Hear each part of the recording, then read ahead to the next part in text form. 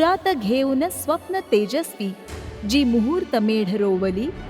परंपरेचा आज अभिमानाने रौप्य महोत्सव होई.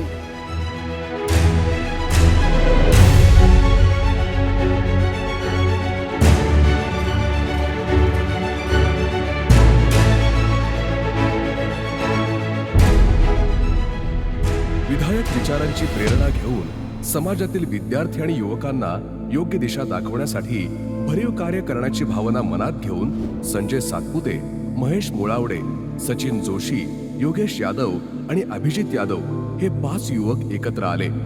विविध विषयांवर सखोल चर्चा करून 2 ऑक्टोबर 1999 रोजी समर्थ प्रतिष्ठानची मुहूर्त मेढ रोवली गेली. लाल महालातील जिजाऊंच्या पुतळ्यासमोर ध्वजपूजन करून कामास सुरुवात केली. सुरुवातीला ज्ञानप्रबोधिनी, स्वरूपवर्धिनी, गरवारे, रमणबाग व नुमवी अशी फक्त 5 शाळांची ढोल ताशा पथके होती. खाजगी स्वरूपातील देशातील पहिले ढोल ताशा पथक म्हणून समर्थ प्रतिष्ठानची सुरुवात झाली. पुणे शहरातील एका सोसायटीची घटस्थापना मिरवणूक वाजवून खऱ्या अर्थाने पथकाचा शुभारंभ झाला. यानंतर अनेक आव्हानांचा सामना करत हा प्रवास सुरू झाला. सर्वात मोठे आव्हान पुढील वर्षीच होते, ते म्हणजे सराव करण्यासाठी जागा उपलब्ध होण्याचे. पण निस्वार्थ भावना असेल तर परमेश्वर नक्कीच वाट दाखवतो. त्यानुसार श्री अमृतेश्वर देवस्थानचे विश्वस्त श्री विश्वासराव चित्राव यांनी मंदिर परिसरात विनामूल्य वाद्य ठेवण्याची अनुमती दिली. तेव्हा नदीपात्राच्या नव्याने होऊ घातलेल्या रस्त्यावर अमृतेश्वर ते ओंकारेश्वर व ओंकारेश्वर ते अमृतेश्वर असा चालत चालत सराव सुरू झाला.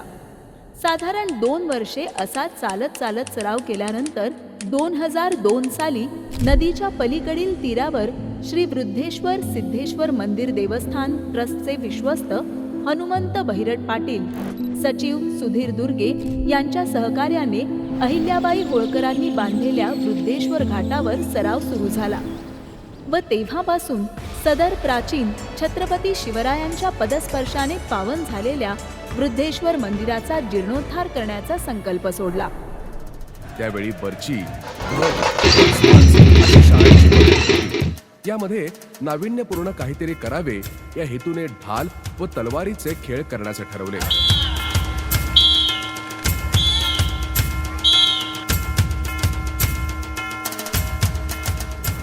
आणि त्याच वर्षीपासून आबासाहेब आत्रे प्रशाला, राजा धनराज गिरजी विद्यालय, शेठ हिरालाल सराफ विद्यालय, SV union high school, modern high school या शाळांमधील मुलांचे मावळे तर मुलींच्या झाशीच्या राणीच्या पेहरावात हातात ढाल तलवार घेऊन नृत्य सादर करणारे ढाल तलवार पथक उदयास आले. या संकल्पनेचे जगभर कौतुक झाले. स्थापनेनंतर पहिल्याच वर्षी धर्मदाय आयुक्त कार्यालयात नोंदणीकृत संस्था म्हणून मान्यता घेण्यात आली. सामाजिक बांधिलकीच्या हेतूने रुजवलेला या बीजाचा आज वटवृक्ष झालाय. समर्थ प्रतिष्ठानमध्ये आज एकूण 1000 सदस्य आहेत. लहान मुलांपासून वयोवृद्ध आजोबांपर्यंत सर्व वयोगटातील सदस्य आहेत. दरवर्षी हिरामण बनकर विद्यालय व रामराज्य विद्यालय या शाळेतील इयत्ता 5वी ते 9वी मधील विद्यार्थी ढाल तलवार पथकामध्ये सहभागी होत असतात. वाद्य विभागातील बहुतांश सदस्य हे अभियंता, डॉक्टर, वकील, शासकीय अधिकारी, पोलीस अधिकारी अशा उच्च स्तरांवर कार्यरत आहेत. आज पथकाकडे एकूण 200 ढोल, 50 ताशे व 100 ढाल तलवारी व 50 ध्वज आहेत. सर्व सदस्यांना अबोली रंगाचा कुर्ता, पांढरी सलवार, गांधी टोपी व शेला असा पारंपरिक गणवेश आहे. त्याचप्रमाणे 2019 पासून प्रतिवर्षी विसर्जन मिरवणुकीकरिता विशेष थीम केली जाते. शिवरुद्रावतार, शिवकालीन मर्दानी वेशभूषा, महाकाल व यंदाच्या वर्षी प्रभू श्रीरामांची भगवाधारी अशी थीम करून संपूर्ण जगभर प्रसिद्धी मिळाली.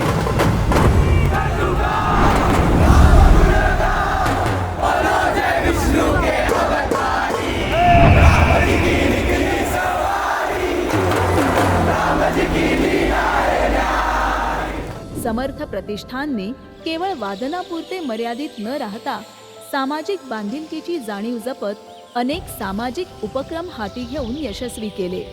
यामध्ये मुळशी, भोर, वेल्हा, पुरंदर येथील दुर्गम गावांमध्ये गेली 25 वर्षे 2 दिवसीय शिबिराचे आयोजन करून गावांसाठी शौचालय बांधणे, बंधारा बांधणे, रस्ता दुरुस्ती, शाळेसाठी शैक्षणिक साहित्य मदत अशा विविध स्वरूपातील कामे करण्यात आली. तसेच पाणी फाउंडेशन सोबत एक दिवस शेतीसाठी शेतकऱ्यांच्या हितासाठी या उपक्रमाअंतर्गत सर्व सदस्य आणि हितचिंतक मित्र आणि कुटुंबियांच्या मदतीने एकत्र काम केले. सुमारे 90 लाख पाण्याची बचत होईल एवढे काम करून 5 गावे टँकर मुक्त झाली. प्रतिष्ठानच्या स्थापनेपासून ढाल तलवार पथकातील शालेय विद्यार्थ्यांना शालेय साहित्याचे वाटप व शैक्षणिक खर्च केला जातो.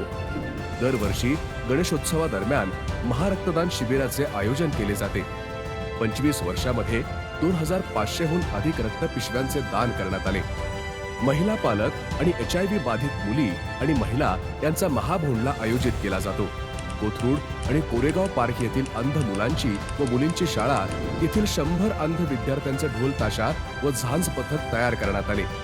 इंटरविडा जागृती बहुविकलांग विद्यालय हडपसर येथे 15 बहुविकलांग विद्यार्थ्यांचे झांज पथक तयार करण्यात आले.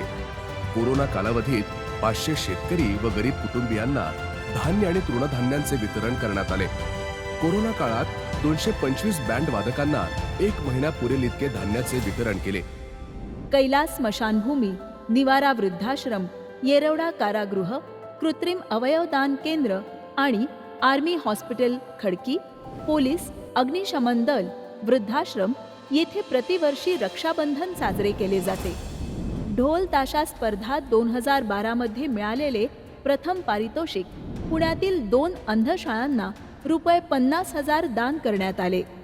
लिफ्ट अपघातात सापडलेल्या देवांग मारणेला आर्थिक मदत करण्यात आली.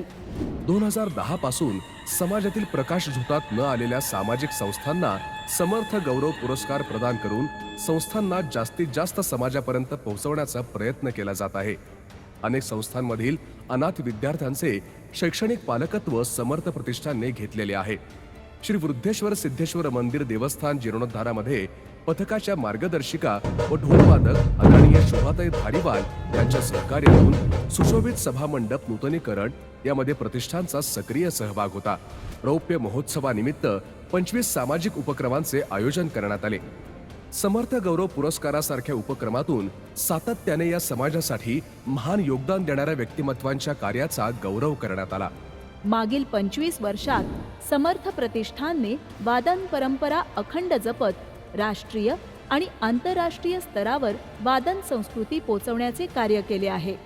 मिरवणुकांमधून येणारी आवक व होणारा खर्च वगळून उर्वरित रक्कम समाजाच्या उद्धारासाठी खर्च करून आजपर्यंत एकूण 1,25,00,000 रुपये इतकी शैक्षणिक व सामाजिक कार्यासाठी देणगी देऊन सामाजिक ऋण फेडण्याचा प्रयत्न केला आहे आणि यापुढे देखील अशीच समाजसेवा निरंतर चालू राहील. भविष्यात महाराष्ट्रातील दुर्गम ग्रामीण भागातील विद्यार्थ्यांना नेहमी आकर्षित वाटणाऱ्या पुण्यनगरीचे अल्प दरामध्ये दर्शन घडवण्यासाठी ना नफा ना तोटा तत्वावर शैक्षणिक सहली आयोजित करणे व तरुणांना अल्प दरात निवास व भोजन व्यवस्था करून उच्च शिक्षणाची सोय उपलब्ध करणे या दोन्ही कार्यांकरिता समर्थ भवनची निर्मिती करणे तसेच 2012 साली समर्थ गौरव पुरस्कार सोहळ्यासाठी उपस्थित असताना महाराष्ट्राचे उपमुख्यमंत्री माननीय अजितदादा पवार यांनी दिलेल्या देणगीमध्ये आमची भर टाकून कात्रज जवळील जांभूळवाडी येथे 5.5 गुंठे जागा खरेदी केली आहे. लवकरच तिथे सुसज्ज अनाथालय सुरू करण्याचा आमचा मानस आहे. समाजाच्या हितासाठी, समाजाच्या उज्ज्वल भवितव्यासाठी समर्थ प्रतिष्ठान सदैव तत्पर राहणार यात शंकाच नाही.